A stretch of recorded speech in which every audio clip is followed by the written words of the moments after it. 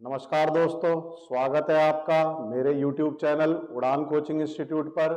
दोस्तों, आज मैं आपके लिए एक नई क्लास लेके आया हूं एनवायरमेंटल साइंस की, जिसका टॉपिक है फैमिली एंड सोशल इविल्स। यानी आज हम परिवार के बारे में और सामाजिक बुराइयों के बारे में अध्ययन करेंगे इस लेक्चर में। दोस्तों देखिए, हमारे पास कंटेंट बहुत अच्छा है, तो थोड़ा सा वीडियो में समय लग जाता है, लेकिन ये आपको हम निश्चित कराते हैं कि एकदम बहुत बेहतरीन कंटेंट हम आपके लिए लेके आए हैं। यहाँ से आप पढ़ेंगे तो बड़े आराम से आप अपना एग्जाम भी निकाल पाएंगे और अच्छे मार्क्स भी स्कोर कर पाएंगे। आप एक बार क्लास से हमारे जुड़े रहिए, लास्ट तक पढ़ते रहिए। तो देखिए दोस्तों, आज हम जो टॉपिक लेके आए हैं वो है फैमिली, परिवार। तो देखिए, बेसिक आइडिया मैं आपको पहले फैमिली का बताता हूं होता क्या है। देखिए फैमिली, ये एक बहुत कॉमन टॉपिक है जो हमारे बीच में हम जिसमें रहते हैं, तो इसको हम बहुत आराम से समझ सकते हैं क्योंकि इन सब चीजों में हम रह रहे हैं, गुजर रहे हैं। तो फैमिली को अलग अलग थिंकर ने अलग अलग तरीके से डिफाइन किया गया है, लेकिन जब फैमिली एक है तो कहने का मतलब यह है कि उन सबकी सोच कहीं ना कहीं एक केंद्र बिंदु पर आकर रुक जाती होगी। तो वो केंद्र बिंदु अगर आप पकड़ लेंगे तो आपका क्वेश्चन एग्जाम में कभी गलत नहीं होगा। चाहे कितने ही थिंकर ने अलग अलग डेफिनेशन दे दी हो, आपका क्वेश्चन गलत नहीं होने वाला। फिर तो दोस्तों, सबसे पहले शुरू करते हैं कि फैमिली होती क्या है। देखिए, दो लोग, आप बिल्कुल ध्यान से सुनिए, दो लोग विवाह के सूत्र में बंधते हैं, ठीक है।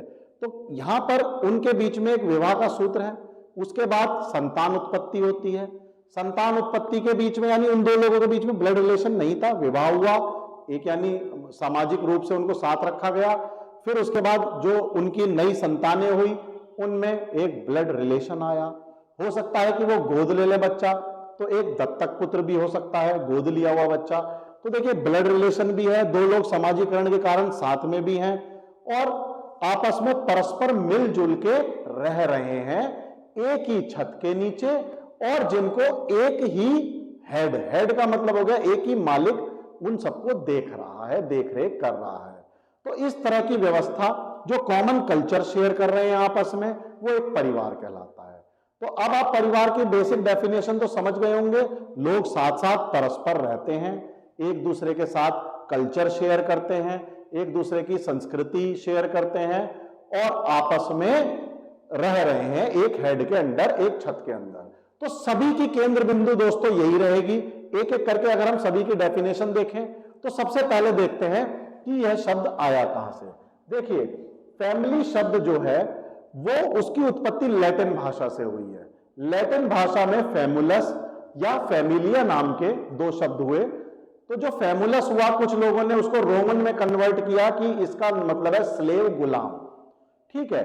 फैमिलिया का मतलब मैं आपके सामने रख देता हूं। फैमिलिया शब्द जो है उसका मतलब है हाउस होल्ड और रिलीजियस कम्युनिटी, यानी गृह कार्य करने वाला या धार्मिक कार्य करने वाली कम्युनिटी, ये कहलाएगी हमारी फैमिलिया।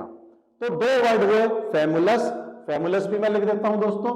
तो वर्ड हमारे दो हुए, एक हो गया फैमुलस और एक हो गया फैमिलिया। दोनों लैटिन भाषा से लिए गए, एक का मतलब स्लेव, एक का मतलब हाउस होल्ड और कल्चरल कम्युनिटी। तो यहां से ये इंग्लिश शब्द में लिया गया, इसको फैमिली बनाया गया और इसको परिवार की फिर संज्ञा दे दी गई। तो यहां से हमारे अलग अलग थिंकर्स हुए, उन्होंने अलग अलग डेफिनेशंस दी। तो जितने हमारे थिंकर हुए उतनी ही डेफिनेशन हमारे पास है। तो बहुत सारे थिंकर्स हैं, हम मेन डेफिनेशन लेके आए हैं आपके पास, क्योंकि एक दो क्वेश्चन ऐसे आ जाते हैं कि यह डेफिनेशन किसने दी, आपको बस टिक करते हुए उसमें आगे बढ़ जाना है। तो देखते हैं दोस्तों, सबसे पहले मैकाइवर हुए। मैकाइवर ने एक डेफिनेशन दी, जो कि मैं आपके आगे लेके आता हूं। संतानोत्पत्ति और बच्चों के पालन पोषण के लिए पर्याप्त रूप से निश्चित एवं स्थायी यौन संबंधों द्वारा परिभाषित एक समूह। तो वही हमारी मूलभूत फिर से वही आ गई है कि प्रॉब्लम क्या है कि दो लोग आके रहे, संतान उत्पत्ति हुई, उनका पालन पोषण, तो ये एक समूह कहलाया परिवार। मैकाइवर ने यही बात बोली। तो केंद्र बिंदु वही आ रही है, आप ये देख सकते हैं। A group defined by a sex relationship sufficiently precise and enduring to provide for the procreation and upbringing of children। procreation का मतलब संतान उत्पत्ति और अपब्रिंगिंग का मतलब लालन पालन। तो यहां से दो कीवर्ड आपने सीख लिए, एक तो क्या संतान उत्पत्ति और एक उनका लालन पालन। यहां से आपको ये 2 पॉइंट मिले। कॉम्टे जी ने बोला, कॉम्टे जी ने क्या बोला, the family is a basic unit of society. तो कुछ लोग ये मानते थे कि एक ह्यूमन बीइंग बेसिक यूनिट है सोसाइटी की, यानी मूल इकाई कौन है, सबसे छोटी इकाई, वो आदमी नहीं है, अकेला आदमी नहीं है, एक संगठन है, जिस संगठन का नाम है परिवार। तो परिवार एक सबसे छोटी इकाई है हमारे समाज की, ठीक है। तो अकेला कहते ना, अकेला भाड़ जो है, अकेला चना भाड़ नहीं फोड़ सकता, तो अकेला आदमी इकाई नहीं है, समझ गए होंगे आप। यहां से याद भी रहेगा आपको। तो अकेला आदमी नहीं है सोसाइटी में, जो है सामाजिक छोटी इकाई परिवार है। चलिए दोस्तों आगे देखते हैं, बर्गस एंड लॉक ने क्या डेफिनेशन दी, इसको भी देख लेते हैं। परिवार व्यक्तियों के उस समूह का नाम है जिसमें वे विवाह, रक्त या दत्तक संबंध से संबंधित होकर एक गृहस्थी का निर्माण करते हैं एवं एक दूसरे पर स्त्री पुरुष, माता पिता, पुत्र पुत्री, भाई बहन इत्यादि के रूप में प्रभाव डालते हैं एवं अंत्य क्रिया करते हुए एक सामान्य संस्कृति का निर्माण करते हैं। तो देखिए दोस्तों, मैंने आपको फिर वही एक बात बताई थी कि 2 स्त्री पुरुष हुए, उनकी संतान हुई, उन्होंने या तो बच्चा गोद लिया, तो ये सब लोग एक समूह में रह रहे हैं, आपस में एक दूसरे के साथ इंटरेक्शन कर रहे हैं, एक कल्चर शेयर कर रहे हैं। तो वो इस डेफिनेशन में बर्गस एंड लॉक ने लिख दिया है। तो परिवार की डेफिनेशन आपको लगभग समझ में आ गई होगी, ठीक है। तो यहां से जो कीवर्ड्स हैं जो आपको ध्यान रखने हैं वो ये है कि रक्त या दत्तक, क्योंकि कभी कभी वो पूछ लेता है कि इनमें से कौन सा परिवार का हिस्सा नहीं बन सकता। तो अगर दत्तक पुत्र है तो वो परिवार का हिस्सा बिल्कुल बनेगा। क्वेश्चंस ऐसे ही ट्विस्ट करके सीटेट यूपीटेट में पूछे जाते हैं, ठीक है। उसके बाद देखिए, अब अलग अलग रोल दिए गए हैं। देखिए, स्त्री पुरुष का मतलब जिन 2 लोगों की शादी हुई, उसके बाद संतान उत्पत्ति के बाद वही लोग माता पिता बन गए, पुत्र पुत्री हुए उनके, वही लोग परस्पर भाई बहन हो गए आपस में। तो ये अलग अलग रोल फैमिली में दिए गए हैं। तो यानी इत्यादि रूप में वो प्रभाव डालते हैं एक दूसरे पे। कोई माता पुत्र के प्रभाव डाल रहा है, कोई भाई बहन प्रभाव डाल रहे हैं, तो सबके रोल अलग अलग हैं। यहां से हमें ये चीज का पता चलता है।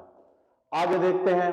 अब देखिए, वर्गीकरण आया दोस्तों। वर्गीकरण में क्या है, आपको परिवार का वर्गीकरण करना है। फिर से अलग अलग थिंकर ने अलग अलग फैमिली को वर्गीकृत किया कि भाई फैमिली कितने प्रकार की हो सकती है, किस तरह से उनको बांटा जाए। तो बांटने का सबसे अच्छा तरीका ढूंढा गया कि भाई प्रथाएं देखो क्या क्या चली आ रही हैं हमारे शुरू से, उन्हीं के आधार पर फैमिलियों को बांट दो। जैसे मान लीजिए हम जॉइंट फैमिली में रह रहे हैं, तो उसमें क्या है, चाचा चाची, ताऊ ताई, दादा दादी और जो है बच्चे, सभी के माता पिता सब एक साथ रह रहे हैं। क्या हम अकेले रह रहे हैं, यानी माता पिता 2 बच्चे। अब हमारी शादी की व्यवस्था कैसी है, देखिए शादी होकर लड़की लड़के के घर आ रही है या लड़का लड़की के घर जा रहा है, ऐसी व्यवस्था भी हो सकती है। दूसरा, किसकी सत्ता चलती है घर में, मान लीजिए पिता की सत्ता चलती है या माता की सत्ता चलती है, इस तरीके से हो सकता है। या कितने विवाह हम कर सकते हैं, हम एक विवाह कर सकते हैं, हम अनेक विवाह कर सकते हैं। तो समाज में अलग अलग परिवार इसी तरह से वर्गीकृत किए गए हैं। तो देखिए दोस्तों, सबसे पहला जो परिवार वर्गीकृत किया गया है वो आकार के आधार पर किया गया है। आकार के आधार का मतलब है साइज पे, ठीक है, साइज पे एंड स्ट्रक्चर, ठीक है। तो इसमें ये पता चल जाएगा कितने लोग रह रहे हैं, कितना साइज है। तो सबसे पहले एकल परिवार। तो दोस्तों, एकल परिवार में क्या हो सकता है, एकल परिवार में हो सकता है कि जी एक माता पिता, ठीक है, और उनकी 1 या 2 संतान, ये लोग एक समूह बनाकर रह रहे हैं, एक छत के नीचे रह रहे हैं। ये एक परिवार हो गया, कॉमन कल्चर शेयर कर रहे हैं आपस में, संस्कृति बना रहे हैं। तो परिवार की संज्ञा इनको दी जा सकती है, डेफिनेशन परिवार की पूरी हो जाती है यहां पर, ठीक। अब उसके बाद आया जॉइंट और एक्सटेंडेड फैमिली, यानी संयुक्त परिवार। ये बड़े परिवार हो गए। कौन कौन रह रहा है दोस्तों इसमें, देखिए दादा दादी हो सकते हैं, आप समझिए इस बात को, ठीक है। ताऊ ताई हो सकते हैं, चाचा चाची हो सकते हैं, ठीक है।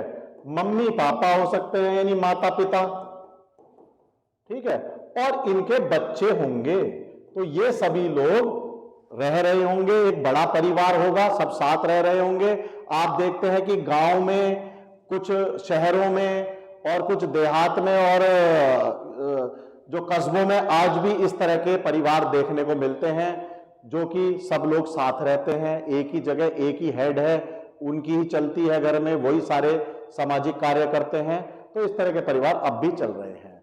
लेकिन एकल परिवार भी बहुत ज्यादा बढ़ गए हैं और होते हैं। इसका कारण भी है, देखिए आजकल क्या है, नौकरियां दूर दूर हो गई हैं, प्लस जाना आसान हो गया है, बस है, एरोप्लेन है, ट्रेन है। तो नौकरी की तलाश में मान लीजिए चाचा चाची जो है कानपुर चले गए, ठीक है, और ताऊ ताई जो है वो नोएडा चले गए।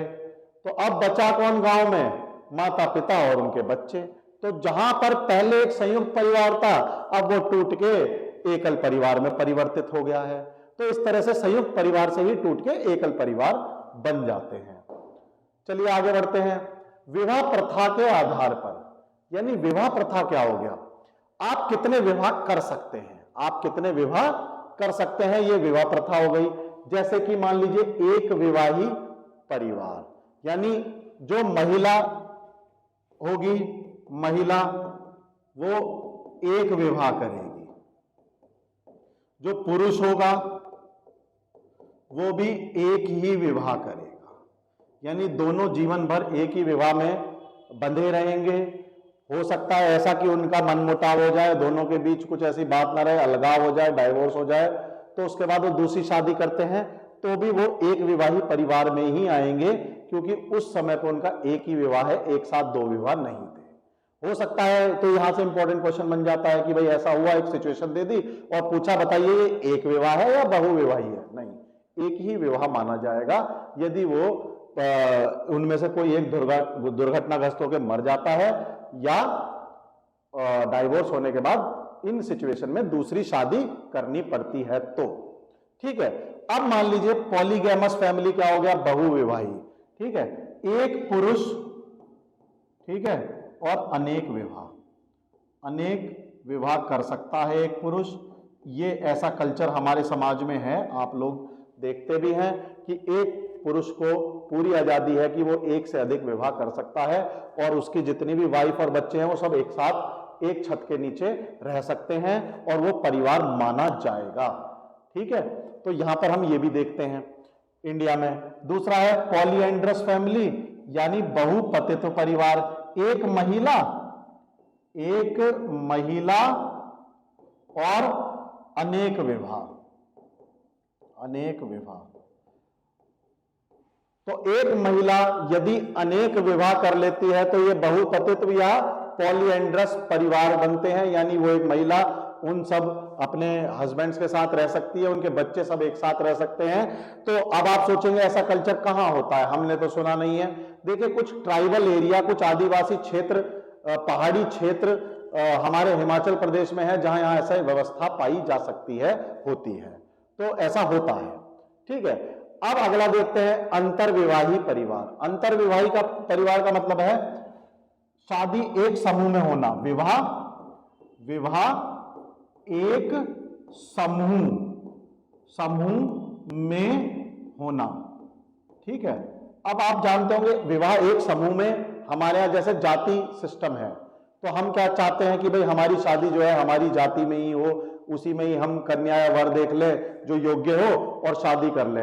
तो हमारे यहाँ जो ये सिस्टम है अंतरविवाही, हम एक समूह, अब ये समूह कुछ भी हो सकता है, आपकी जाति हो सकती है, कोई क्षेत्र हो सकता है, जिसको हम मान के चल रहे हैं कि हम इसी में ही करेंगे, इससे बाहर नहीं जाएंगे, तब ये अंतरविवाही परिवार बनेगा। अब हो सकता है बहिर्विवाही परिवार, एक्सोगैमस फैमिली। दोस्तों ये कब हो सकता है कि जब आपके पास वर और वधू कहीं भी आप देखने जा सकते हैं, मैच मिल जाए, कहीं भी शादी कर लो, जहां आपका मन करे, योग्य होना चाहिए। और ये कहां पाया जाता है? वेस्टर्न कल्चर को फॉलो करता है, वेस्टर्न कंट्रीज में और इंडिया में भी अब तो ये पाया जा रहा है कि जो है बहुविवाही, यानी जिसको हम लव मैरिज भी बोल देते हैं, वो सब, तो ये इसमें ही आता है। बात आपको समझ में आ गई होगी। चलिए देखते हैं आगे। अब आता है सत्ता के आधार पर। तो देखिए सत्ता किसके हाथ में रहेगी भाई, कौन पावर में रहना चाहेगा।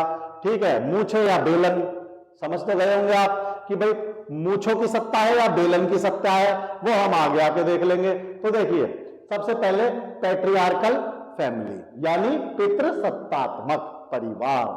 ठीक है, अब पितृसत्तात्मक का मतलब है सत्ता पिता के हाथ में, यानी मुखिया जेंट्स होगा, यानी जो घर का मुखिया होगा वो एक मेल होगा, मेल। ठीक है, यानी पिता, यहां पर पिता की संज्ञा दे दी गई, यानी पिता दादा जो भी होगा वो घर का जो मुखिया होगा वो एक मेल होगा, पितृसत्तात्मक। उसकी सत्ता वहां पर उस घर में चलेगी, वो जो कहेगा वो होगा।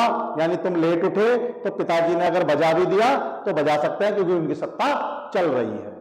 बात समझ में आई। तो ये तो हम देखते हैं हमारे कुछ परिवार ऐसे हैं जहां पर पिताजी की सत्ता चलती है, पिटे भी होंगे इसलिए बहुत। दूसरा आता है मैट्रियार्कल फैमिली, मातृ सत्तात्मक। अब यहां पर क्या है, जो मुखिया होगा घर का वो कौन होगा, महिला, यानी माता जी। माता का मतलब एक महिला होंगी, दादी भी हो सकती है। ठीक है, उन्हें माता की संज्ञा दे दो, दादी की संज्ञा दे दो, जो भी है वो हो सकती है। ठीक है, अब इनकी चलेगी, यानी कुल मिला के पिताजी को साइड कर दो और ये हैं अब जो भी हैं इन्हीं की चलेगी। तो ऐसा हमारे यहाँ मेघालय में कुछ जगह ऐसी हैं, कुछ ट्राइब ऐसी हैं, जैसे गारो खासी ट्राइब है, यहां पर आप लिख सकते हो, वहां पर यही व्यवस्था है, गारो खासी। ठीक है, इन मेघालय में इन ट्राइब में इन आदिवासी उसमें मातृ सत्तात्मक परिवार ही पाए जाते हैं, माता जी की ही सबसे ज्यादा चलती है। उसके बाद समतावादी परिवार क्या होते हैं, देखिए समतावादी नाम ही बता रहा है, इगैलिटेरियन इंग्लिश में बोले समतावादी, भैया दोनों अपनी अपनी बराबर बराबर चला लो, थोड़ी सी जो है हमारी भी सुन लो, थोड़ी दूसरी की सुन लो, तो इसी तरह से निकल जाएगा परिवार आगे। तो कहने का मतलब यह है कि ये वेस्टर्न कल्चर फॉलो करता है कि दोनों की, आजकल तो इंडिया में भी यही हो रहा है कि दोनों बैठ के निर्णय लेते हैं मेजर कि हाँ भाई क्या करना चाहिए, और वो काम फिर वैसे ही होता है। ठीक है, तो यानी ऐसा नहीं है कि भाई जो मुख्य काम है वो तो जेंट्स ने ले लिए, ठीक है, और कपड़े क्या धोने हैं और ये क्या करना है ये महिला को दे दिए, नहीं। जब आप कोई भी, जैसे मान लीजिए कोई प्रॉपर्टी खरीदने गए तो दोनों को बराबर बराबर डिसीजन लेने का अधिकार है कि हाँ ये लेनी चाहिए या नहीं लेनी चाहिए। चलिए आगे देखते हैं, family on the basis of descent, वंश के आधार पर। अब आपने देखा होगा जी, उसका नाम, उसके पिताजी का नाम, उसके पिताजी का नाम, ठीक है, थोड़े अब किसी से पूछ लो उसका नाम, उसकी माताजी का नाम, उसकी माताजी का नाम नहीं बताया जाता, क्योंकि हमारे यहाँ एक धारणा है कि जो वंश बेल चलती है वो पिता के हिसाब से चलती है, दादा, उसका बेटा यही मानते हैं। ठीक है, तो हमारा पितृवंशीय परिवार ज्यादा आपने देखे होंगे जहां पर पिताजी का ही नाम लगाया जाता है। तो ये इंडिया में अभी भी फॉलो होता है। आपने देखा होगा कुछ लोग, कुछ यूनिवर्सिटी ऐसी हैं जिनके जो मार्कशीट है उनमें माता जी का नाम तक नहीं लिखा होता। अब कुछ यूनिवर्सिटी लिखने लगी, लेकिन वो भी पिता को ही प्राथमिकता देते हैं, उन्हें ही पितृवंशीय मान के, लड़के का नाम बाप का नाम, बस लड़के का नाम माता जी का नाम कोई नहीं पूछता। लेकिन अब थोड़ा थोड़ा सुधार हो रहा है, यानी अभी तक हम पितृवंशीय परिवार का ही एक हिस्सा रहे हैं। तो ये बात आपको समझ में आ गई होगी कि वंश बेल पिता के हिसाब से चल रही है। यहां पर देखिए मातृवंशीय परिवार, जहां पर वंश बेल माता जी के हिसाब से चले, यानी माता जी का नाम पुत्र लें और पुत्र माता जी का ही नाम अपने आगे लगाएं, तो यहां पर जो वंश बेल चलेगी वो माता के हिसाब से चलेगी। तो आपको मैंने बताया है कि गारो खासी मेघालय में एक ऐसी जगह है जहां पर माता जी को बहुत अहमियत दी जाती है, वंश बेल भी उन्हीं के हिसाब से चलती है। तो ये बात आपको समझ में आ गई होगी, मातृवंशीय। यहां पर क्या है देखिए, बाइलिनियल, बाई शब्द का ही मतलब है दोनों, ठीक है, यानी बाइलेटरल की दो जनों में वार्ता, इसी तरह से द्विरेखीय बाई का मतलब दोनों, भैया इसकी भी लगा लो इसकी भी लगा लो, मान लो दो संतान है, उसके हाथ में है कि वो माता जी का नाम लगाना चाहे, यानी माता जी के वंश से अडॉप्ट करना चाहे गोत्र वगैरह, या पिताजी के गोत्र को देखना चाहे, वो उसके हाथ में है। तो यहां पर ये द्विरेखीय आ जाता है। चलिए आगे बढ़ते हैं। On the basis of residence, निवास के आधार पर। अब होता क्या है, आपने देखा होगा, सबसे पहले देख लेते हैं पैट्रीलोकल फैमिली यानी पितृ स्थानीय परिवार। अब होता क्या है, जब शादी होती है तो लड़की, यही कल्चर इंडिया में, लड़की अपना सारा सामान उठा के कहां आ जाती है, लड़के के घर, कि भैया तुझे आज से मैं यहीं तंग करूंगी, मैं अपना घर छोड़ आई। तो हमारे यहां पर यही चल रहा है, पितृ स्थानीय परिवार, यानी यही हमारे यहां कल्चर चल रहा है कि शादी हुई, लड़की ने अपना घर छोड़ा और लड़के के घर पे आके रहने लग गई। अब क्या होता है, देखिए मैट्रीलोकल परिवार में क्या होगा, मात्र स्थानिक परिवार में क्या होगा, लड़का अपना छोटा सा सूटकेस उठाएगा, थोड़े बहुत कपड़े डालेगा और कहां पहुंच जाएगा, कहां जाएगा, लड़की के घर। कहां जाएगा, लड़की के घर। कहां पहुंचेगा लड़का शादी के बाद, लड़का विवाह के बाद, विवाह के बाद कहां जाएगा, लड़की के घर। ठीक है, तो आप यहां लिख सकते हो, आज लड़का विवाह उपरांत, ठीक है, लड़की के घर। ठीक है, लड़का विवाह उपरांत लड़की के घर पहुंच जाता है अपना छोटा सा सूटकेस लेके। ठीक, अब देखिए उभय स्थानिक क्या होगा, उभय स्थानिक में क्या होगा, बाई, फिर बाई आ गया दोनों जगह। अब क्या होगा, दोनों ने म्यूचुअल वो कर लिया कि भैया एक काम करते हैं, थोड़े समय लड़के के घर रह लेते हैं दोनों, थोड़े समय लड़की के घर रह लेते हैं बिना किसी पक्षपात के। तो कुछ समय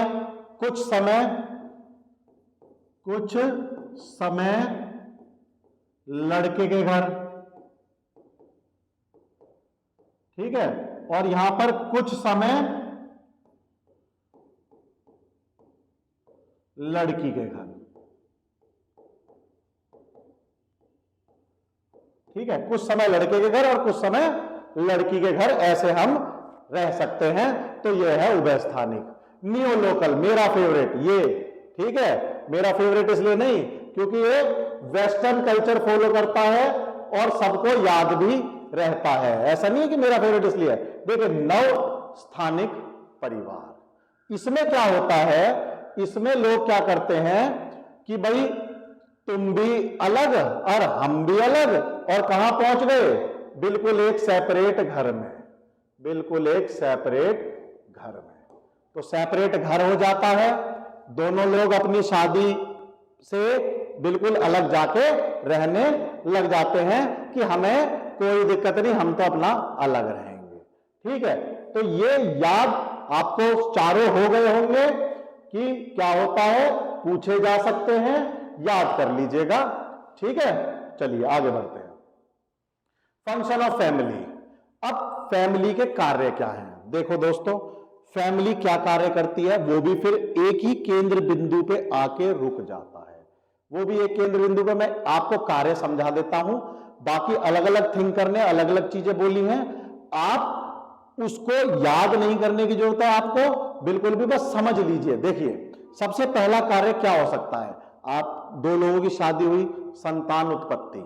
तो संतान उत्पत्ति का मतलब आपको संतान को इस दुनिया में लेके आना है, आगे वंश बढ़ाना है। पहला काम तो यही हो गया, यानी पॉपुलेशन बढ़ानी है। पहले में पॉपुलेशन बढ़ा दी, अब उसे पालना भी तो है, जो पैदा किया है, तो यानी लालन पालन। दूसरी चीज होगी, जो पैदा कर दिया उसे पाल लो। ठीक है, तो दूसरा हो गया लालन पालन। तीसरा हो गया समाजीकरण, क्योंकि देखिए तीसरा समाजीकरण इसलिए हो गया कि इंसान जो है एक सामाजिक पशु है, बोलते भी क्या है, human is a socialised animal, यही तो बोलते हैं हम। तो हमें सोसाइटी के बिना, हम जानवर हैं, हम सोसाइटी में ही रह के इंसान बने हुए हैं। तो जो हमारा तीसरा मेन काम है वो है समाजीकरण, अपने परिवार का समाजीकरण करना। तो ये भी एक बहुत महत्वपूर्ण कार्य है। आपको याद होंगे, पहला संतान उत्पत्ति, दूसरा उसका लालन पालन, तीसरा समाजीकरण। अब आ जाइए शिक्षा, भाई अब पैदा कर दिया, पढ़ा भी दो, शिक्षा हो गया। स्वास्थ्य संबंधी कार्य हो गए आपके, ठीक है। मनोरंजन संबंधी की बोर हो रहा है, चलो आज पिक्चर दिखा लाए, मनोरंजन संबंधी, ठीक है। कल्चरल और रिलीजनल, ये सारे कार्य आपके रहेंगे। तो ये मुख्य कार्य हैं। अगर आपको ध्यान रहेंगे तो आपको ज्यादा रटने की आवश्यकता नहीं है। एक अपनी वो बना लीजिए कि किस स्टेप बाय स्टेप कौन कौन से कार्य रहते हैं। ठीक है, तो चलिए अलग अलग थिंकर के अकॉर्डिंग देख लेते हैं क्या क्या कार्य रहते हैं। सबसे पहले दोस्तों देखते हैं मैकाइवर ने कैसे डिवाइड किया है। ये मैकाइवर जी की सोच है, हमारी सोच नहीं है, लेकिन मैकाइवर जी इंपॉर्टेंट है, आ सकते हैं, तो इस पे इंपॉर्टेंट आप लिख लेंगे। और देखिए उसने क्या करा, दो भागों में वर्गीकृत कर दिया कार्यों को। एक तो असेंशियल जो जरूरी है और एक गैर जरूरी जो नॉन असेंशियल है। ठीक है, तो इसको मैं आप समझाता हूं कि कैसे उन्होंने विभाजित किया है। तो सबसे पहला तो प्रोक्रिएशन यानी संतान प्राप्ति, पहला तो आपको समझ में आ गया होगा। प्रोक्रिएशन यानी संतान प्राप्ति, पहला कार्य तो बिल्कुल यही होगा। परिवार शादी हुई, पहला कार्य यही। दूसरा प्रोविजन ऑफ होम, दूसरा क्या है, प्रोविजन ऑफ होम। इसमें क्या है, घर का प्रावधान। इसमें क्या है भाई, घर का प्रावधान। देखिए जब आपने शादी कर ली, ऐसा तो नहीं फुटपाथ पे रखोगे भाई, चाहे किराए का घर हो चाहे अपना घर हो, घर देना एक बेसिक नीड है। कहते हैं ना रोटी कपड़ा और मकान, तो रोटी का मतलब हो गया पालना, कपड़े का मतलब भी हो गया पालना, लालन पालन में आ गया रोटी कपड़ा, और मकान तो बेसिक नीड है ही। तो आपको याद रहेगा रोटी कपड़ा और मकान का मतलब लालन पालन और मकान आपको देना पड़ेगा, ये बहुत जरूरी है। तो प्रोविजन ऑफ होम, घर का प्रावधान, याद रखिएगा। और तीसरा है समाजीकरण, क्योंकि समाजीकरण आप अपने परिवार का नहीं करोगे तो सब आपको अलग थलग कर देंगे, अलग थलग कर देंगे तो वो परिवार फिर रह नहीं जाएगा, हम बिल्कुल अलग हो जाएंगे। तो इसलिए ये मेन फंक्शन मैकाइवर ने डाला है कि सोशलाइजेशन जो है मेन कार्य है, मेन कार्य माना गया है उसके द्वारा। अब देखिए जो नॉन एसेंशियल माने गए हैं, गैर जरूरी, वो क्या है। सबसे पहले एजुकेशन फंक्शन, कौन कौन से हो सकते हैं, देखिए शैक्षिक कार्य। कौन कौन से हो सकते हैं, शैक्षिक कार्य। इसका मतलब ये नहीं है कि भाई अब आपके मन में एक थॉट आ गई कि मैकाइवर के अनुसार पढ़ाना जरूरी नहीं है। देखो ये बहुत गलत धारणा आपके अंदर आई है, इसको मैं तुरंत करेक्ट कर देता हूं। बहुत से लोग ऐसा पढ़ा देते हैं कि उसने क्या बोला कि एजुकेशन फंक्शन गैर जरूरी है। देखिए इसको ऐसे समझिए, ये जरूरी इसलिए है क्योंकि ये परिवार को ही करने हैं। अगर परिवार नहीं करेगा तो आपके लिए ये चीज कोई भी नहीं करने वाला, ये कार्य आपके लिए कोई करके आने वाला नहीं है। देखिए संतान प्राप्ति परिवार को ही करनी है, ठीक है, घर भी आप ही ने देना है और समाजीकरण भी आपने ही करना है। अब मान लीजिए मैं एजुकेशन की बात करूं, तो अगर मैं असमर्थ हूं अपने परिवार को एजुकेशन देने के लिए, तो उसके लिए सरकार समाज मेरे को एजुकेशन प्रोवाइड करा सकता है। तो एज ए परिवार ये जरूरी नहीं है कि मैं दूं, उसे समाज या सरकार दे देगी, इसलिए उसको नॉन एसेंशियल में डाला गया है। बाकी इसका मतलब ये नहीं है कि ये गैर जरूरी है। गैर जरूरी का मतलब पढ़ाओ ना पढ़ाओ, वो बिल्कुल मैकाइवर नहीं बोल रहा। ये बात आपको समझ में आ गई होगी बिल्कुल अच्छे से। दूसरा कल्चरल फंक्शन यानी सांस्कृतिक कार्य, ठीक है, तो कल्चरली भी आपके जो कुछ दायित्व हैं वो आपको पूरे निभाने पड़ेंगे, सांस्कृतिक रूप में आपको भागीदारी जो है आपकी वो देनी पड़ेगी। उसके बाद स्वास्थ्य संबंधी कार्य, परिवार के स्वास्थ्य को लेकर आपके जो भी कार्य हैं, आपको उनका अच्छे स्वास्थ्य के लिए अच्छा भोजन की व्यवस्था, हॉस्पिटल्स के लिए व्यवस्था, मेडिक्लेम लेना है नहीं लेना, वो सब आपके कार्य हैं, वो आपको करने हैं। लेकिन मैकाइवर के अनुसार वो नॉन एसेंशियल में आ गए। रिक्रिएशन मनोरंजन कि भाई जो है अब क्या है, पिताजी भी जो है जॉब पे जा रहे हैं, माताजी पूरे दिन गृहिणी है, घर पे काम कर रही हैं, और जो है बच्चे स्कूल जा रहे हैं, थक गए हैं, ट्यूशन जा रहे हैं, तो लगता है कि आज कुछ मनोरंजन हो जाए, पिक्चर देखने चले गए, मेले चले गए, घूमने चले गए। तो ये कार्य भी परिवार के हैं, लेकिन ये कब हैं, जब जेब में क्या हो, पैसा। अगर पैसा नहीं है तो इनको इसलिए गैर जरूरी में डाल दिया कि चलो ठीक है नहीं भी जाओगे तो ये तो असेंशियल है, ये नॉन असेंशियल है। चलिए रिलीजियस फंक्शन, धार्मिक कार्य। अब आप कहोगे कि धार्मिक कार्य भी नॉन एसेंशियल है, क्यों? देखिए ऐसा हो सकता है कि दो बच्चे हों, एक आस्तिक बन जाए, एक भगवान में कि उसमें रा रखता हो आस्था, तो नास्तिक बन जाए, तो हो सकता है ना। तो हम फोर्स नहीं कर सकते, नॉन एसेंशियल है, ठीक है भाई तू अपने रास्ते, ये जो आस्तिक है हम इससे काम चला लेंगे, कोई बात नहीं, ठीक। तो ये भी नॉन एसेंशियल की उसमें आ जाता है। आगे बढ़ते हैं, ऑगबर्न और निमकॉफ ने कैसे कैटेगराइज किया है कि भाई उन्होंने क्या कार्य बताए हैं। देखिए फिर से आपको रटने की जरूरत नहीं, मैं बार बार बोल रहा हूं, ये कार्य अब आपको याद हो गए होंगे। कैसे? इतनी बार दोहरा लिए हमने। स्नेह एवं प्रेम संबंधी कार्य, ठीक है, ये तो है ही। आर्थिक कार्य, आप लालन पालन आप ही करोगे, ठीक है, रक्षा भी आप ही करोगे, तो पालन पोषण एवं रक्षा संबंधी भी, ठीक। धार्मिक कार्य, शिक्षा संबंधी भी और मनोरंजन संबंधी भी, तो सबका घूम फिर के वहीं पे ही आ जाता है। और ये सब आपको अब बहुत अच्छे से समझ में आ गए होंगे। चलिए एक और कार्य आ जाते हैं, ये भी देख लेते हैं। ये पोषण प्रदान करना आपको समझ में आ गया होगा बहुत अच्छे से, बताइए, ठीक है। पोषण प्रदान करना समझ में आ गया, समाजीकरण बड़े आराम से समझ में आ गया होगा, ठीक। ये नई चीज आई है इसमें, देखिए, व्यक्ति को एक स्थिति और भूमिका प्रदान करना, conferring a status and role to individual. अब इसमें क्या होगा, ध्यान देखिए। मान लीजिए एक 14 साल का लड़का है, 14 साल का लड़का, वो स्कूल जाता है, वो स्कूल जाता है, ठीक है। एक 14 साल का लड़का स्कूल जाता है, तो स्कूल में उसको स्टूडेंट बोलेंगे, स्कूल में उसको स्टूडेंट बोलेंगे। उसका एक ही रोल है, वो क्या है, स्टूडेंट है। उसका एक ही रोल है, वो क्या है, स्टूडेंट है। चाहे लड़का हो चाहे लड़की हो, वो स्टूडेंट है।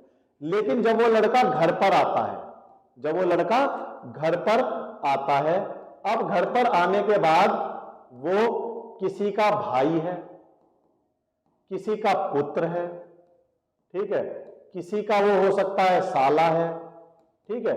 तो उसके अलग अलग रोल हो गए परिवार में, और उसको हर रोल को अलग अलग तरीके से निभाना पड़ेगा।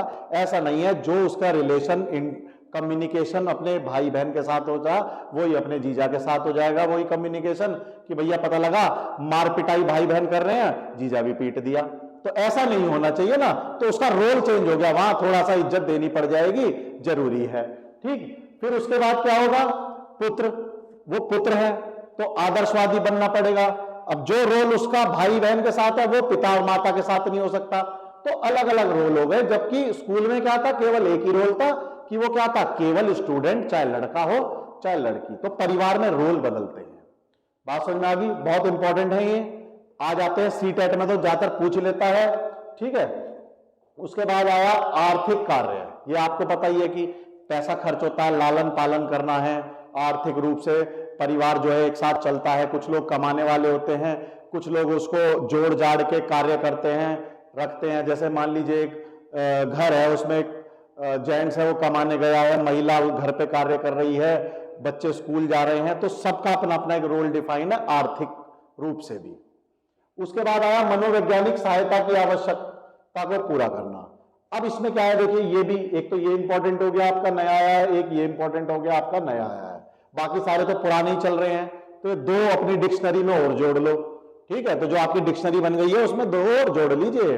अब देखो होगा क्या, इसमें क्या है, मान लो सब लोग अपने अपने कार्य पे गए, ठीक है भाई, पिताजी काम पे गए, माताजी पूरे दिन से घर में काम कर रही हैं, बच्चे जो हैं वो स्कूल गए, ट्यूशन गए और घर पे आए। अब घर पे है किलसने का माहौल, ठीक है। किसका माहौल है, किलसने का, ठीक है। सब एक दूसरे से लड़ रहे हैं, किलस रहे हैं, तो क्या साइकोलॉजी रहेगी उस घर की, तो वो घर की साइकोलॉजी ये है कि भाई सब दुखी हैं। तो ये तो कोई रोल नहीं हुआ फैमिली का, बात समझ में आई, ये तो कोई रोल हुआ ही नहीं फैमिली का कि भाई घर की साइकोलॉजी खराब हो गई है।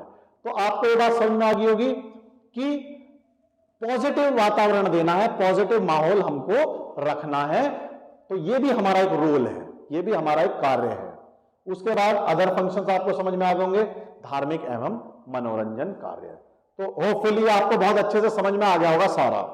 चलिए आगे बढ़ते हैं अब आते हैं हम हेरिडिटी और ब्लड ग्रुप पे।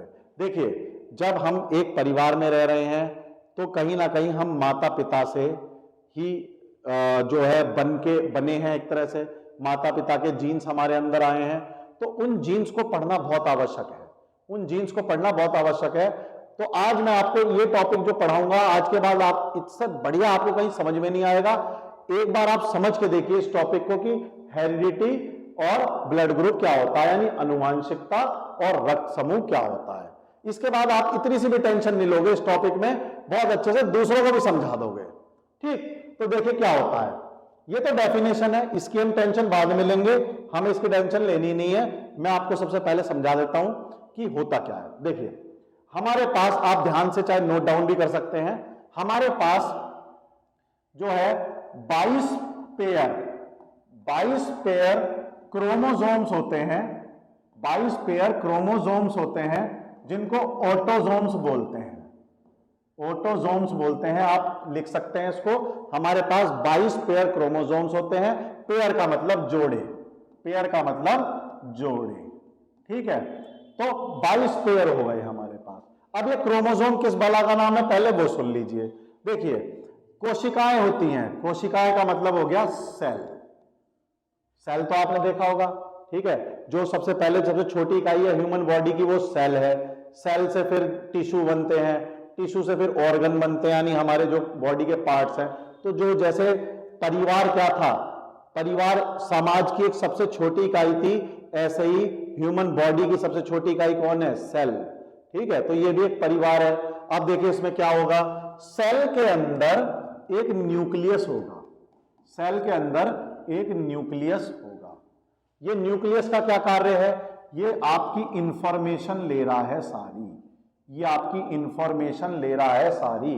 किस रूप में ले रहा है, इस न्यूक्लियस के अंदर, इस न्यूक्लियस के अंदर आपके क्रोमोसोम्स हैं, इस न्यूक्लियस के अंदर आपके क्रोमोसोम्स हैं, जो कि कुछ इस शेप के क्रोमोसोम्स होते हैं, इस तरह के होते हैं, ये आपके क्रोमोसोम्स हो गए, ठीक है। तो ये एक के अंदर 22 पेयर तो क्रोमोसोम हो गए, प्लस एक पेयर सेक्स क्रोमोसोम्स हो गया। तो हमारे पास देखिए 22 जोड़े तो क्रोमोसोम ऑटोसोम के हो गए और एक पेयर सेक्स क्रोमोसोम का हो गया। तो मेरे पास टोटल जो है 23 पेयर हो गए, यानी 46 हो गए। पेयर है, जोड़े हैं, 46 हो गए। तो अब देखते हैं सेल इकाई, उसके अंदर न्यूक्लियस जो इंफॉर्मेशन ले रहा है किस रूप में, क्रोमोसोम के रूप में। क्रोमोसोम के अंदर होते हैं डीएनए, देखिए इस शेप का होता है हमारा डीएनए, कुछ इस तरह का आपको दिखाई देता होगा। ये हो गया हमारा डीएनए। अब डीएनए के अंदर पेयर के रूप में हमारी बहुत सारी इंफॉर्मेशन लिखी रहती है। एक तरह से आप इसको ऐसे मानो कि जैसे कि ये खत का लिफाफा है, एक लेटर का लिफाफा है, फिर लेटर, उसके अंदर लेटर है और लेटर पे इंक से लिखा गया है, वो इंफॉर्मेशन है जीन्स। तो इन इंफॉर्मेशन को बोलते हैं जीन्स, इन इंफॉर्मेशन को बोलते हैं जीन्स। तो आपको समझ में आ गया होगा, सबसे छोटी इकाई मेरी क्या हो गई, कोशिका। कोशिका के अंदर जो इंफॉर्मेशन लेता है वो है न्यूक्लियस, न्यूक्लियस के अंदर क्रोमोसोम, क्रोमोसोम के अंदर डीएनए, और ये ले रहा है हमारी इंफॉर्मेशन। अब ये देखिए हमारी कोई इंफॉर्मेशन है जो ऐसे पेयर में है, ये पेयर में दिखाई दे रही होगी आपको। हो सकता है ये इंफॉर्मेशन ये बता रही होगी कोई कितना लंबा होगा लंबाई में, ठीक है। हो सकता है ये वाली इंफॉर्मेशन आंखों का कलर बता रही हो। तो इस तरह से सारी इंफॉर्मेशन हमारे पास यहां पर आ जाती है। बात समझ में आ गई आपको, ठीक है। तो ये हमारे को, आप चाहो तो स्क्रीनशॉट ले लो, इस तरीके से हमारे पास, तो ये जो 22 जोड़े क्रोमोसोम के होते हैं इन पे कुछ ना कुछ इंफॉर्मेशन मेरी रहेगी, प्लस एक सेक्स पेयर रहता है। तो मैं सेक्स पेयर के बारे में बताता हूं। जो महिला होती हैं उनके पास जो सेक्स पेयर होते हैं वो दोनों एक्स होते हैं। जो पुरुष होते हैं, ठीक है, उनके पास जो सेक्स पेयर होते हैं वो एक एक्स और एक वाई होता है। ये हमारे ऑटोसोम से अलग, जो मैंने एक पेयर लिखा है, एक पेयर में यानी जोड़ों में, महिलाओं में एक्स एक्स और पुरुष में एक्स वाई, ठीक। तो ये आपको समझ में आ गया होगा। देखिए डेफिनेशन आप यहां से पढ़ सकते हैं, स्क्रीनशॉट ले लीजिए। अनुवांशिकता का अर्थ माता पिता से बच्चों में विशेषताओं का संचरण, यानी विशेषताओं का ट्रांसफर। तो हम भिन्न भी अपने माता पिता की वजह से होते हैं और हम में सिमिलैरिटी भी अपने माता पिता की वजह से ही आती है। बात समझ में आई? चलिए, तो ये आप डेफिनेशन पढ़ लेंगे, अब आपको बहुत अच्छे से समझ में आ जाएगी कि क्या कहना चाह रहा है वो, क्या नहीं कहना चाह रहा। इसको हम और आगे अच्छे से समझाते हैं आपको। ये आपको समझ में आ गया। अब देखिए क्या होता है। अब हम यहां से देखते हैं। देखिए मैंने आपको बताया यहां पर ये एक फीमेल है, इसके 2 सेक्स क्रोमोसोम्स हैं, प्लस इसके पास 22 पेयर, 22 जोड़े हैं ऑटोसोम के, ऑटोसोम्स के 22 पेयर हैं, ठीक है। अब जब ये विभाजित होंगे, प्रजनन के टाइम पे जब ये विभाजित होंगे, तो इस प्रोसेस को, विभाजन को बोलते हैं मायोसिस। इस विभाजन के प्रोसेस को क्या बोलते हैं बच्चों? मायोसिस। तो अब ये दोनों अलग अलग हो गए, तो 22 जोड़ों में से 22 ऑटोजोम तो इसके पास चले गए, 22 नंबर यानी 22 ऑटोजोम्स इसके पास चले गए, और सेक्स क्रोमोसोम का एक एक्स चला गया। तो इसके पास 22 और प्लस 1 23 हो गया, इज इक्वल टू 23 हो गए टोटल। 22 पेयर में से 22 जोड़ों में से एक एक हटके इसके पास आ गए। सेम चीज यहां पर हुई, 22 ऑटोजोम यहां पर आ गए और प्लस एक एक्स आ गया, क्योंकि महिला पे 2 ही एक्स थे, तो एक इधर बट गया, एक इधर बट गया। अब ये देखिए मार्केट में एकदम खुले हैं कि भाई एक एक्स। पुरुष की स्थिति देख लेते हैं बेचारे की। पुरुष की स्थिति क्या है भाई? 22 पेयर ऑटोजोम इसके पास भी सेम है, ठीक है, 22 पेयर, ठीक है, 22 पेयर इसके पास जो है ऑटोजोम से, 22 पेयर ऑटोजोम्स इसके पास है, और इसके पास जो है एक एक्स पेयर है और एक वाई है, यानी एक पेयर में एक्स और वाई इसके पास है। तो देखिए जब ये मायोसिस होगा तो इस पे एक्स इधर आ गया, वाई इधर आ गया, और इनके साथ 22 नंबर तो आ ही गए ऑटोजोम के। तो 22 ऑटोजोम प्लस ये। अब देखिए जब मेटिंग हुई तो हो सकता है ये वाला एक्स इस वाले एक्स से मिल जाए, ये वाला एक्स इस वाले एक्स से मिल जाए। तो देखिए ये वाला हिस्सा एक इंफॉर्मेशन लिए ऐसे आया, ठीक है, ठीक है बच्चों, ऐसे आया, यानी इसको हम ऐसे लिख लेंगे, एक इंफॉर्मेशन लिए इस तरीके से आया, ये लीजिए, ये इंफॉर्मेशन लेके आ रहा है, और एक इंफॉर्मेशन लेके इस तरह से आया ये। तो ये तो मेल का है, फीमेल का, पूरी इंफॉर्मेशन पूरी हो गई, डीएनए बन गया, तो ये हमारा इस तरीके से मिल जाते हैं। तो देखिए जब ये एक्स आया, इधर से एक्स आया, तो ये एक्स एक्स फीमेल बन गई। फीमेल का मतलब जेनेटिकली क्या हुआ? 22 जोड़े पूरे हो गए, 22 पेयर तो पूरे हो ही गए, और साथ में 23वां पेयर एक्स एक्स बना, यानी ये बेबी गर्ल है। सिमिलरली यहां से एक्स आया, यहां से एक्स आया, फिर से वही प्रक्रिया होगी, 22 इधर से आए, ठीक है, 22 जोड़े बने, और एक एक्स 23वां जो आया वो फिर एक्स एक्स जुड़ गया, ये फिर से एक बेबी गर्ल हुई। फिर यहां पर देखते हैं, यहां से एक्स आया दोस्तों, और यहां से वाई आया। अब की बात पुरुष से दूसरी चीज आई है वाई। तो देखिए एक्स पे 22 और इस वाई पे 22 जोड़े ऑटोजोम्स पूरे हो गए, प्लस एक्स वाई, यानी ये एक मेल बन गया। 22 पेयर तो पूरे हो गए, प्लस जो सेक्स पेयर आया वो एक्स वाई आया, यानी ये एक मेल बना, ठीक है। सेम यहां पर बन जाएगा। तो लगभग आपको समझ में आ गया होगा, ठीक। तो अब देखिए जो हम लोग बोलते हैं कि भाई परेशान करते हैं लड़कियों को कि भाई लड़का नहीं हुआ, लड़का नहीं हुआ, तो आप यहां पर देखो ना, लड़का का फैक्टर कौन है? वाई। वाई जहां है वहां लड़का है, और वाई है किसके पास? मेल के पास ही है। तो कृपा तो यहीं अटकी हुई है।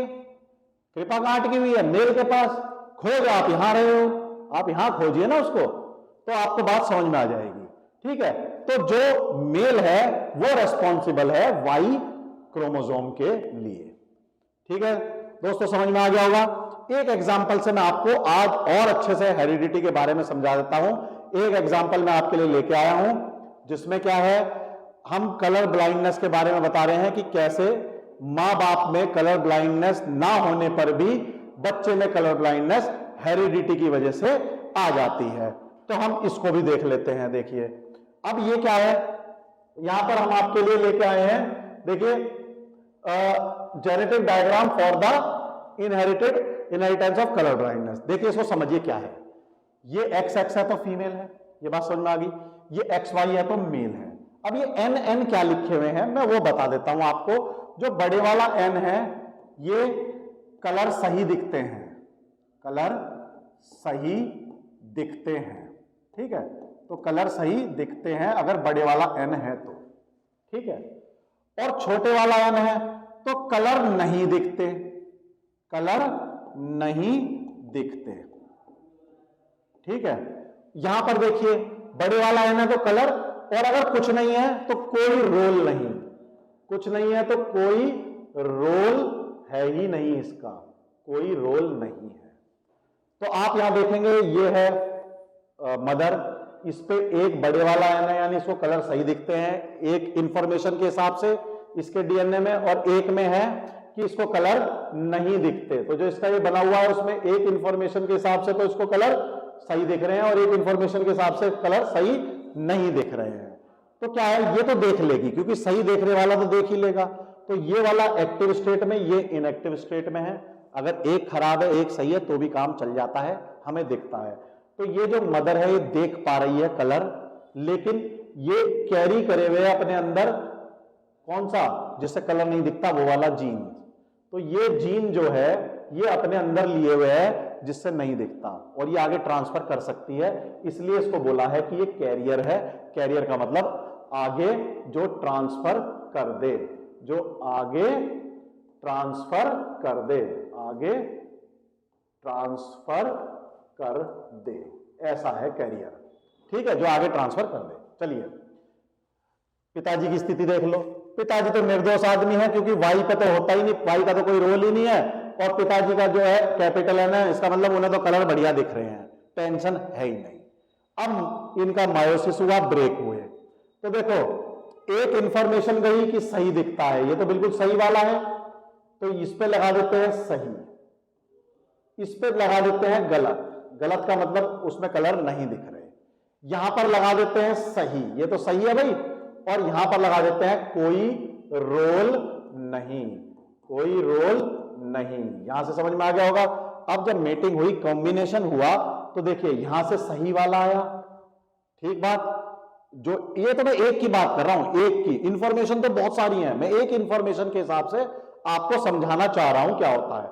यहां से ये आया, ये भी सही वाला, तो बताओ दोस्तों दोनों सही मिले, एक्स बड़े वाला एन, बड़े वाला एन, दोनों जो उसके क्रोमोजोम है उस पे जो पर्ची लिखी हुई है, लेटर लिखा हुआ है कि हाँ भाई इसको सही दिखाई देगा, सही दिखाई देगा, इसका मतलब अनअफेक्टेड फीमेल है, XX है, और ये आगे अपने बच्चों में फैला भी नहीं पाएगी क्योंकि इसके सारे दोनों सही आ गए हैं। तो ये मदर फैला सकती थी, ये बेटी अब नहीं फैला पाएगी उसे। बात समझ में आई? चलिए अब देखिए यहां से ये गलत वाला आ गया, यहां से तो एक तो ये गलत वाला आ गया और यहां से ये सही वाला आ गया। तो देखिए एक हो गया सही, एक हो गया गलत। तो ये जो बच्ची हुई ये अपने सही वाले से देख तो लेगी, क्योंकि एक सही एक गलत, देखने में इसको सही वाला मदद करेगा, कलर इसे दिखाई देंगे, कोई टेंशन नहीं है। लेकिन जो ये गलत पड़ा रह गया इसके अंदर, इसके जीन्स में, वो कहीं ना कहीं आगे जा सकता है इसके संतान में। तो कहने का मतलब ये कैसा बच्चा पैदा हुआ जिसको कलर तो दिखते हैं, इस बच्चे को कलर दिख रहे हैं, नोट कर लेना, लेकिन ये आगे ट्रांसफर कर सकता है, इसके जीन्स में ये वाला गलत वाला आ गया है। समझ गए जेनेटिकली क्या रोल है? अब आया दोस्त ये वाला, यहां पर देखिए सही वाला आया और यहां से आया वाई जिसका कोई रोल नहीं है। तो एक सही एक कोई रोल नहीं, ठीक है, दिखाई दे रहा है, एक सही दिखना है, तो ये लड़का बना और ये नॉन कैरियर है क्योंकि इस पे छोटा एन है ही नहीं, इसमें कोई विकार है ही नहीं। अब चौथा वाला देख लेते हैं। ये आया गलत और ये आया बेचारा निर्दोष आदमी जिसका कोई रोल नहीं था। तो एक गलत और एक कोई रोल नहीं, तो कोई रोल नहीं वाला तो चुप पड़ा रहेगा, इसका तो कोई रोल ही नहीं है, तो यही काम करेगा, यही एक्टिव है आपकी बार। तो जो एक्टिव है वो कलर दिखाएगा ही नहीं क्योंकि वो है गलत वाला। तो यहां से क्या होगा, ये बेचारा बच्चा कलर ब्लाइंड पैदा हो गया और आगे भी ये भेज सकता है। तो आप ये देखिए कैसे दो माँ बाप थे जो बिल्कुल सही थे, उसके बाद भी जो बच्चा हुआ वो कलर ब्लाइंड हो गया, यानी उसको कलर नहीं दिखाई दे रहे। तो इससे अब आपको हेरिडिटी बिल्कुल अच्छे से समझ में आ गई होगी, मैं समझता हूं। ठीक है, तो आप स्क्रीनशॉट ले सकते हो, समझ सकते हो, बहुत इंपॉर्टेंट। अब आप हेरिडिटी कहीं नहीं भूलोगे, सीडीपी में भी नहीं भूलोगे, किसी भी क्लास में कहीं भी आपको आगे खड़ा कर दे, हेरिडिटी आप भूलने वाले अब नहीं हो। चलिए दोस्तों, हेरिडिटी के जनक कौन माने जाते हैं? ऑस्ट्रियन मॉन्क थे जिनका नाम था ग्रीगर जॉन मेंडल। ग्रीगर जॉन मेंडल ये हेरिडिटी के जनक माने जाते हैं। इन्होंने मटर के दाने पे, याद रखना, मटर के दाने पर रिसर्च करी थी और वहां से हेरिडिटी के बारे में बताया था। ठीक है दोस्तों, अब बात करते हैं ब्लड ग्रुप की। ठीक है, जब हमने जीन्स की बात कर ली तो हम ब्लड ग्रुप की भी बात करनी चाहिए परिवार में। तो परिवार में जो है ब्लड ग्रुप कितने तरह के हो सकते हैं और उनके मिलाप से क्या क्या बन सकता है। तो जो ब्लड ग्रुप के ज्ञाता हैं जिन्होंने निकाला वो है कार्ल लैंडस्टीनर। इन्होंने ब्लड ग्रुप के बारे में हमें बताया कि ब्लड ग्रुप 4 तरीके के होते हैं, ए, बी, ओ और ए बी। ये 4 तरीके के ब्लड ग्रुप होते हैं, ठीक है। तो ये जो 4 तरीके के ब्लड ग्रुप होते हैं इनमें प्लस माइनस भी रहता है, ए पॉजिटिव ए नेगेटिव, इस तरीके से पॉजिटिव नेगेटिव भी रहते हैं, लेकिन ये ग्रुप 4 ही है, ठीक है। तो आगे बढ़ते हैं दोस्तों। देखिए इसमें क्या है, अब पेरेंट 1 का ब्लड ग्रुप ये है, पेरेंट 2 का ब्लड ग्रुप ये है, तो बच्चे का ब्लड ग्रुप कैसा हो सकता है हमें ये ध्यान रखना है। तो इसमें मैं आपको एक छोटा सा कंसेप्ट बता देता हूं कि अगर ए बी मौजूद है किसी भी मां बाप में, तो ए बी की दुश्मनी ओ से है, ए बी की दुश्मनी ओ से है, 3 बार बोल लो, ए बी की दुश्मनी ओ से है। यदि मां बाप पे किसी के पास भी ए बी है तो ओ कभी बच्चे में आएगा ही नहीं, ए बी की दुश्मनी ओ से है। यही इस चीज का मंत्र है, बस ये याद कर लो, कोई टेंशन नहीं। अब देखो कैसे, जब ए और ए है तो और कोई विकल्प ही नहीं है, ओ यूनिवर्सल है। हाँ दूसरा याद कर लो, ओ यूनिवर्सल है, यूनिवर्सल है, जरूर आएगा, ओ यूनिवर्सल है, जरूर आएगा, जरूर आएगा, बस अपने दुश्मन के पास नहीं आएगा, सही है। ए बी की दुश्मनी ओ से है और ओ यूनिवर्सल है, जरूर आएगा। तो जब दुश्मन होगा तब नहीं आएगा बस। तो अब देखो ओ आएगा, यहां पर भी ओ आएगा, नोट कर लीजिए चाहे पहले आप कि ओ यूनिवर्सल है, जरूर आएगा।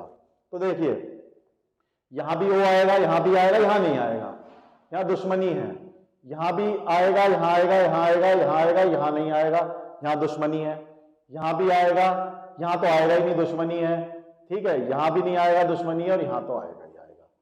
तो अब पहले तो क्लियर हो गया ओ कहां नहीं आ रहा। अब देखिए ए है तो ए तो बनेगा ही और यूनिवर्सल बनेगा, ए बी है तो ए बनेगा, बी बनेगा, ए बी भी बनेगा और यूनिवर्सल बनेगा। ए और ए बी है तो ए बनेगा, बी बनेगा, ए बी बनेगा, लेकिन दुश्मन है ओ नहीं बनेगा, ठीक है। ए ओ में क्या होगा, ए बनेगा और ओ ही बनेगा। तो इस तरीके से आप इसको पढ़ सकते हैं सबको। बी और बी में देख लीजिए, बी बनेगा और यूनिवर्सल बनेगा। बी और ए बी में देख लीजिए, बी बनेगा, ए बी बनेगा, ए बनेगा, लेकिन दुश्मन है तो ओ नहीं बनेगा। तो आपको समझ में आ गए होंगे अब कौन कैसे बन रहा है, ठीक है। तो चलिए आगे चलते हैं, थोड़ा सा सामाजिक बुराइयों की तरफ बढ़ते हैं। तो सामाजिक बुराइयां क्या होती हैं, जो समाज में ना करने लायक चीजें हैं, जिससे समाज ने गलत बताया है हमें, वो सारी चीजें सामाजिक बुराइयों के अंदर आ जाती हैं। डेफिनेशन देख लो, किसी भी समाज के लोगों द्वारा किए जाने वाले वह कार्य जो सामाजिक नियम के विरुद्ध हों, जैसे बाल श्रम, बच्चे से नौकरी करवाना। अब होता क्या है, आप बच्चे से नौकरी कराते हो, उसके डेवलपमेंट की उम्र है, जहां उसके हाथ में कलम होनी चाहिए थी आपने उसके हाथ में फावड़ा पकड़ा दिया, ठीक है। जहां उसके हाथ में कलम होनी चाहिए थी आपके उसके हाथ में जो तसला दे दिया, ठीक है। तो कहीं ना कहीं आपने उसकी ग्रोथ को रोक दिया और बच्चों के मुताबिक वो ग्रो नहीं करेगा, तो ये समाज कैसे आगे बढ़ेगा जब बच्चा ही ग्रो नहीं करेगा ढंग से। तो बाल श्रम तो सबसे बड़ा पाप माना गया सामाजिक रूप से। बाल विवाह भी सामाजिक रूप से पाप माना गया है, गलत माना गया है, क्योंकि देखिए क्या होता है, हम लोग ये बहस का बहुत बड़ा टॉपिक है कि क्या उम्र होनी चाहिए, कोई कहता है कम होनी चाहिए, कोई कहता है ज्यादा होनी चाहिए। लेकिन हमारे हिसाब से ये मेडिकल जो पर्सन है, जो डॉक्टर का पैनल है, वो डिसाइड करे सबसे पहले कि महिला किस मिनिमम उम्र पे बच्चे और अपना ध्यान रख सकती है, पैदा कर सकती है, बिना किसी जो उसको कोई दिक्कत ना हो। तो जब ऐसी उम्र हमें ज्ञात हो जाएगी, वो मेडिकल के लोग हमें बता देंगे, तो हम उसको मिनिमम एज की मान लेंगे। तो कायदे में तो यही होना चाहिए, बाल विवाह के लिए वो एज होनी चाहिए।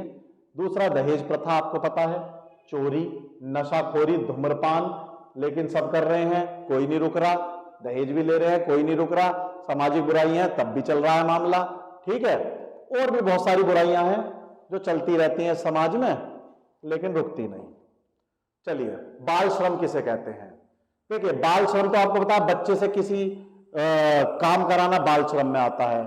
लेकिन इसमें दो ही चीज आपको पढ़नी है कि कारखाने में किस उम्र से नीचे हम काम नहीं करा सकते। तो कारखाना अधिनियम 1948 के तहत आप किसी भी बच्चे से जिसकी उम्र 14 साल से कम हो आप काम नहीं करा सकते। जिसकी उम्र 14 साल से कम हो आप उससे, आप पहले इसका स्क्रीनशॉट ले लीजिए फिर मैं आपको बताना शुरू करता हूं। तो जिसकी भी उम्र 14 साल से कम हो आप उससे काम नहीं करा सकते। अब क्या था, 1948 में कारखाना एक्ट आ गया, तो लोगों ने क्या करा, आप इसको ऐसे याद रखो, लोगों ने उनको खदानों में भी काम कराना शुरू कर दिया कि भाई ये तो कारखाना ही है। अब खदान में क्या होता है, वहां जान का खतरा होता है, कोयले की खदान है, बच्चा नीचे जाता है, ऑक्सीजन की कमी हो जाती है, ठीक है, गैसेस निकलती हैं अंदर से, बच्चे के फेफड़े में चली जाती है, मृत्यु होने के चांस बढ़ जाते हैं। तो फिर खान अधिनियम आया। तो ये हमारे सलमान खान वाला खान नहीं है, ये जो खान है खदानों वाला खान है। तो खान अधिनियम में क्या आया, 1952 में आया, जिसमें एक आ गया कि खदानों में काम करने की उम्र 14 नहीं है 18 है। खदानों में काम करने की, क्वेश्चन बनेगा यहां से बहुत इंपॉर्टेंट, पहले बता रहा हूं, कारखानों में काम करने की उम्र है 14, खदानों में काम करने की उम्र है 18। तो होपफुली आपको ये बहुत अच्छे से याद हो गया होगा। ठीक है बच्चों, अपवाद भी देख लीजिए कि कोई भी बालक जिसकी आयु 14 वर्ष से कम है और वो अपने गृह कार्यों में अपनी स्वेच्छा से गृह कार्य करना चाहता है तो उसको हम नहीं मानेंगे कि ये जो है बाल श्रम में आता है। इसका सबसे अच्छा एग्जाम्पल है, जैसे मान लीजिए बच्चा पढ़ के आया और उसके घर पे दुकान है परचून की, वो उस पर आके बैठ सकता है। इससे क्या है, बच्चे की कोई ग्रोथ में रुकावट नहीं हुई, वो खेलने के बाद भी आके बैठ सकता है थोड़ी देर। तो ये कोई बाल श्रम में नहीं आया, वो अपने घर में घर वालों की सहायता कर रहा है। हम वैसे भी गृह कार्यों में अपने घर वालों की सहायता करते हैं, तो ये अपवाद में आता है। तो आप स्क्रीनशॉट ले लीजिए, आपको समझ में भी आ जाएगा बहुत अच्छे से। चलिए, बाल विवाह क्या है। अब बाल विवाह हम आपको बता चुके हैं कि भाई अभी जो फिलहाल बाल विवाह की उम्र हमारी बताई गई है सरकार द्वारा, वो कितनी है ये पता करना है, पहले कितनी थी और अब सरकार कितनी करने की सोच रही है। ये तीन चीज है, पहले कितनी थी, अब कितनी है और सरकार इसको कितना करने की सोच रही है। तीनों तरह के क्वेश्चन इसमें बन सकते हैं। ठीक है, तो सबसे पहले एक शारदा एक्ट था, शारदा एक्ट हम पढ़ेंगे। हरविलास शारदा 1929 में उन्होंने बाल विवाह निरोधक अधिनियम पारित किया, जिसको 1930 में लागू किया गया और जिसमें यह बताया गया कि बच्चे की उम्र जो है वो 18 साल और लड़की की उम्र जो है वो 15 साल उसमें बताई गई। तो ये बात आपको समझ में आ गई होगी। ये मिनिमम एज थी उस समय पर। फिर इसमें संशोधन हुआ, तो 1978 में इसमें दोबारा संशोधन हुआ, सरकार ने इसको फिर से चेंज कर दिया। चेंज करके जो अब करंटली लागू करी गई है वो है 21 वर्ष। 21 वर्ष किसी लड़के के लिए और 18 वर्ष किसी लड़की के लिए। तो ये बात आपको समझ में आ गई होगी। मेन ध्यान देना है संशोधन पर, संशोधन कब हुआ है। ठीक, उसके बाद जो है अभी नई बिल्कुल 2020 में जया जेटली कमेटी गठित की गई सरकार द्वारा। ठीक है, एक विधेयक पास किया गया है संसद में जो कि अभी पूरी तरह पारित नहीं हुआ है, जिसमें बढ़ाने का प्रस्ताव रखा गया है महिला की एज को। तो क्वेश्चन बन सकता है कि अभी बढ़ाने का प्रस्ताव, मैं 3 बार बोल रहा हूं, बढ़ाने का प्रस्ताव अभी बढ़ी नहीं है। क्वेश्चन आ जाए कि अभी फिलहाल कितनी उम्र है, तो 21 और 18 ही लिख के आना, अभी बढ़ी नहीं है। हाँ, यह आ सकता है जेटली कमेटी गठित किस लिए की गई थी, तो वो आयु के लिए ही की गई है और उसको बढ़ाकर 21 करना चाह रहे हैं महिलाओं की, और जबकि पुरुष की 21 ही रहने देना चाह रहे हैं उसमें। तो आपको बहुत अच्छे से अब समझ में आ गया होगा टॉपिक। आगे बढ़ते हैं दोस्तों, कुछ क्वेश्चन देख लेते हैं जल्दी से। महिलाएं पुरुषों की तुलना में कमजोर होती हैं। ठीक है, तो अब आपको समझ में आ जाओगे कि महिलाएं जो हैं पुरुषों की तुलना में कमजोर होती हैं। देखिए हमारी धारणा क्या है, मैंने आपको बताया डेवलपमेंट एक बहुत बड़ा फील्ड है। ठीक है, उसमें से एक छोटा सा फील्ड है फिजिकल डेवलपमेंट, छोटा सा फील्ड है फिजिकल डेवलपमेंट। तो हम क्या मानते हैं कि महिला अगर हाइट में छोटी है, वेट में कम है, तो हम उसे कमजोर मान लेते हैं। ठीक है, जबकि वो फिजिकली हो सकता है कि हमसे कम हो, लेकिन बाकी डेवलपमेंट कहां गए, मेंटल डेवलपमेंट कहां गया आपका, इमोशनल डेवलपमेंट कहां गया, उसका तो आंकड़ा कोई लेता ही नहीं है। ठीक है, उसके बाद आपका जो सोशल डेवलपमेंट है वो कहां गया, मोरल डेवलपमेंट है वो कहां गया। बस एक इस चीज को पकड़ के बैठ गए और बाकी सारे डेवलपमेंट भूल गए। ऐसा नहीं होना चाहिए, क्योंकि डेवलपमेंट तो ओवरऑल है। तो ओवरऑल अगर देखेंगे तो दोनों बराबर ही बैठेंगे। तो ये एक धारणा है, गलत धारणा है, इसको बोलते हैं रूढ़िबद्ध ऑर्थोडॉक्स हमारी सोच, ऑर्थोडॉक्स रूढ़िबद्ध धारणा। बात समझ में आई? चलिए एक पुरुष जिसका रक्त समूह O है और एक A रक्त समूह वाली स्त्री से विवाह करता है, तो पहले बच्चे के रक्त समूह O होने की संभावना कितनी है? तो जल्दी से क्वेश्चन कर दीजिए। देखिए, मैंने आपको बताया था A और O मिलता है तो या तो A बनेगा या O बनेगा। जब दो ही बनने हैं तो चांस कितने हो गए? 50-50%, या तो ये बनेगा या ये बनेगा। टेंशन ही खत्म, चार तो बने ही नहीं, तो सीधा सीधा आंसर मारो 50%। चलिए आगे बढ़ते हैं। ठीक है, किसी कारखाने में कार्य करने के लिए आयु बता दो फटाफट। 14। कारखाना है, पूछा था ना कारखाना, कितनी? 14। चलिए बहुत जल्दी क्वेश्चन निकलेंगे जब आप पढ़ोगे तो। सरकार द्वारा बाल श्रम रोकथाम अधिनियम में संशोधन कब किया गया? ये थोड़ा सा इंपॉर्टेंट क्वेश्चन है, हमने इसलिए से क्वेश्चन उसमें लिया क्वेश्चन में। देखिए क्या होता है, अधिनियम कब कब संशोधित हुए ये पूछ लेता है वो कभी कभी। ठीक है, सामाजिक बुराइयों से रिलेटेड। तो ये अधिनियम देखिए 1986 में संशोधित हुआ था।